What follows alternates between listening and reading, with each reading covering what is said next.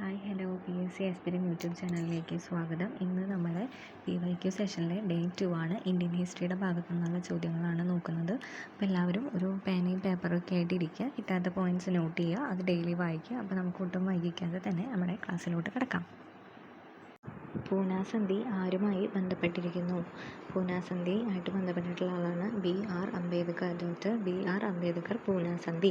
Quit India സമര നായിക എന്ന് ഗാന്ധിജി വിശേഷിപ്പിച്ചത് ആരെയാണ്? അരുണ ആസഫിനെയാണ് ക്വിറ്റ് ഇന്ത്യ സമര നായിക. ക്വിറ്റ് ഇന്ത്യ സമര നായകൻ ആരാണ്? ജയപ്രകാശ് നാരായണൻ. ക്വിറ്റ് ഇന്ത്യ സമരനായിക എന്ന് ഗാന്ധിജിയാണ് വിശേഷിപ്പിച്ചിട്ടുള്ളത് അരുണ ആസഫ് അലി. ജയ് ഹിന്ദ് എന്ന മുദ്രാവാക്യം ആരുടെ സംഭാവനയാണ്? ജയ് ഹിന്ദ് എന്ന് പറയുന്ന മുദ്രാവാക്യം സുഭാഷ് ചന്ദ്രബോസിൻ്റെ സംഭാവനയാണ് ജയ് ഹിന്ദ് എന്ന് പറയുന്ന മുദ്രാവാക്യം. ഗാന്ധിജിയുടെ നേതൃത്വത്തിൽ ഇന്ത്യൻ നാഷണൽ കോൺഗ്രസ് നടത്തിയ ആദ്യത്തെ ബഹുജന സമരം ഏതാണെന്ന് ചോദിച്ചു കഴിഞ്ഞാൽ അത് നിസ്സഹകരണ സമരമാണ്. 1920-22 നടന്നിട്ടുള്ള നിസ്സഹകരണ സമരം. എന്നാൽ അവസാനത്തെ സമരം ഏതാണെന്ന് ചോദിച്ചു കഴിഞ്ഞാൽ അത് ക്വിറ്റ് ഇന്ത്യയാണ്. 1942 നടന്നിട്ടുള്ള ക്വിറ്റ് ഇന്ത്യ. പിന്നെ താഴെ പറയുന്നവയിൽ റൗലറ്റ് നിയമവുമായി ബന്ധപ്പെടാത്ത പ്രസ്താവന ഏതാണ്?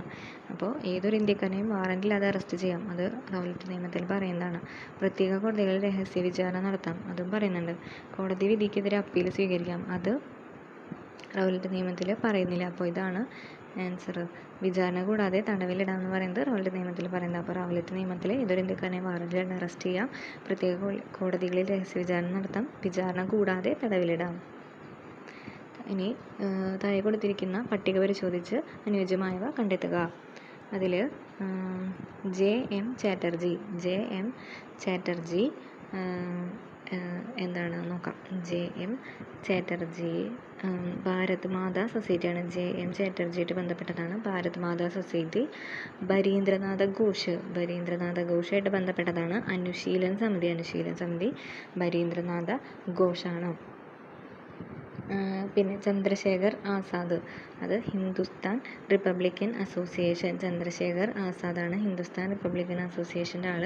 VD സവർക്കറിൻ്റെയാണ് അഭിനവ് ഭാരത്.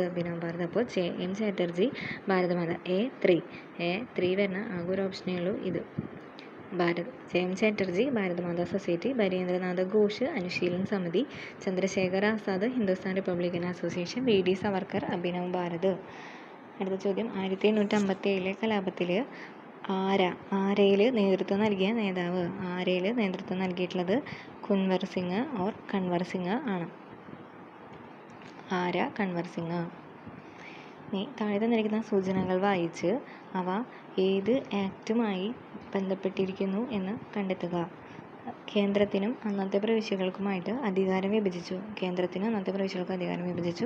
321 ഭാഗവും 10 പട്ടികകളും. ദുർബല വിഭാഗം, സ്ത്രീകൾ, തൊഴിലാളികൾ എന്നിവർക്ക് പ്രത്യേക മണ്ഡലങ്ങൾ. ഇത് 1935 ഗവൺമെൻറ് ഓഫ് ഇന്ത്യ ആക്ടിൽ പറയുന്ന കാര്യങ്ങളാണ് ഇതൊക്കെ.